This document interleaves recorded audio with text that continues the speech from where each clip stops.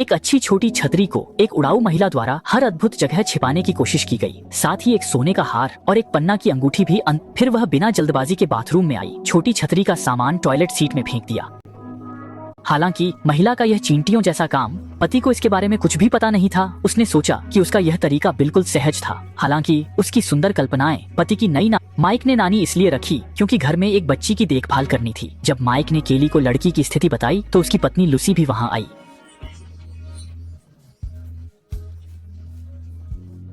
हालांकि जब लूसी ने केली को पहली बार देखा तो उसका अच्छा प्रभाव नहीं पड़ा, बल्कि केली को अपमानित किया।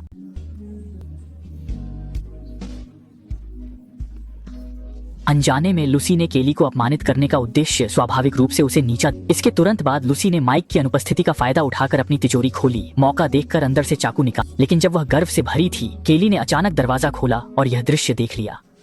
जब वह जाने लगी तो लूसी ने तुरंत उसे रोक लिया, अपने कार्य को उजागर होने से बचाने। उसने कुछ चाकू निकाले और केली को चेतावनी दी कि आज की बात माइक को न बताए, वरना वह उसे निकलवाने की पूरी कोशिश करेगी। फिर चाकू मेज पर फेंककर अकेली चली गई, लेकिन केली ने मेज पर रखे चाकू नहीं उठाए।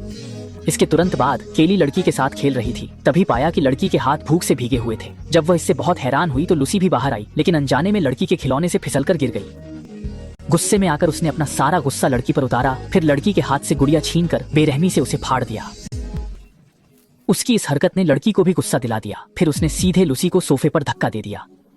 लड़की के इस व्यवहार ने उसके दिल में फिर से गुस्सा भड़का दिया। जब लूसी लड़की पर हमला करने वाली थी तो केली ने समय पर उसे रोक लिया। इससे लूसी गुस्से में दांत पीट। उसके जाने के बाद दयालु केली ने लड़की को सांत्वना दी। ये गर्मजोशी भरा दृश्य माइक ने देखा, जिससे उसे कुछ सुकून मिला। शाम को माइक कमरे में लौटा और मेज पर नकदी देखी।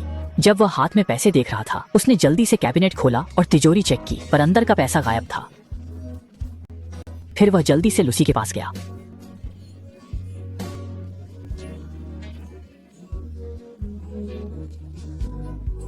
उसी समय केली भी काम खत्म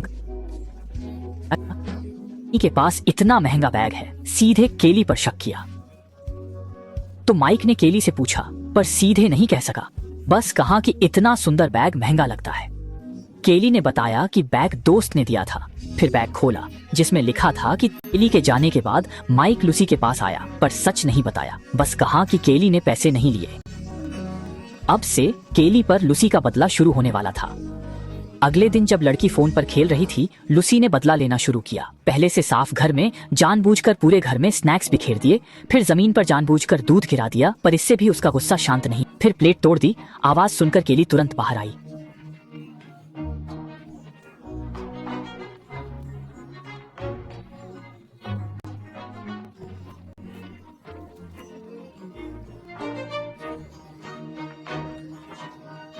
इस समय लूसी ने माइक से झूठा बहाना किया कि उसका काम बहुत खराब है और माइक से केली को दोबारा मौका देने को कहा। पर केली का यह व्यवहार लड़की ने देख लिया था और जल्द ही केली को घर से निकालने के लिए उसने फिर से चाल चली। जैसे ही केली जा रही थी, उसने पहले से तैयार टमाटर का रस अभी साफ किए गए कालीन पर डाल दिया। फिर टमाटर का रस केली के पीछे रख दिया। उसी समय माइक भी अंदर आ गया। जब माइक सोफे पर बैठा तो जल्दी ही देखा कि कालीन पर टमाटर का रस था। दूसरी ओर केली ने भी वह टमाटर के रस की बोतल उठाई। इससे माइक को बेहद गुस्सा आ गया। उसने बिना संकोच उसे काम से निकालते हुए कहा कि वह एक बेहतर नानी ढूंढ लेगी, लेकिन उसे नहीं पता था कि जल्द ही उसे अपने कर्मों की भारी कीमत चुकानी पड़ेगी। माइक के जाने के कुछ ही देर बाद वह फिर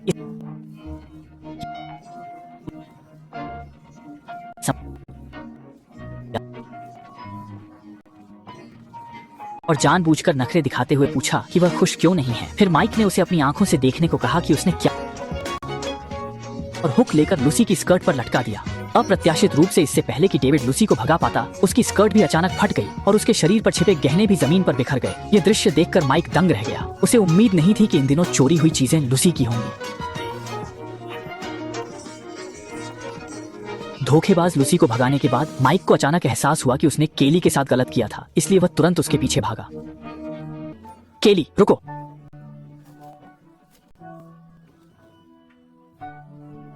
क्लोए और मैं, हमें आपकी जरूरत। वह अब इस घर में नहीं रहती। केली अचानक केली को मां कहकर पुकारी, जिससे दोनों हैरान रह गए। पुकार